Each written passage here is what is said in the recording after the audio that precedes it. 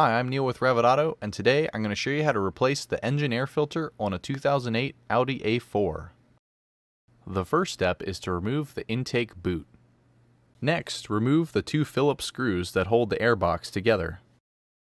Gently separate the airbox to gain access to the filter. Note the position and orientation of the filter.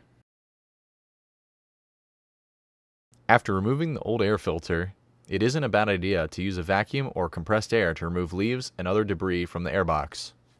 Install the new filter with the orange seal facing up. Make sure the air filter is properly seated in the bottom half of the airbox before reassembly. When reassembling the airbox, make sure that the tabs on the top half of the airbox slide into the bottom half to ensure a proper seal before reinstalling the screws. These tabs are on the opposite side from the screws and are not easily visible.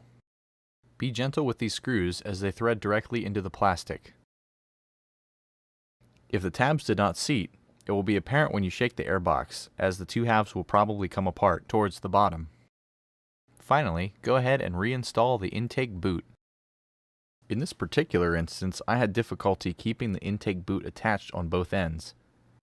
This was probably a result of the cold weather making the plastic less malleable. Thanks for watching. Feel free to leave a comment if you have any questions.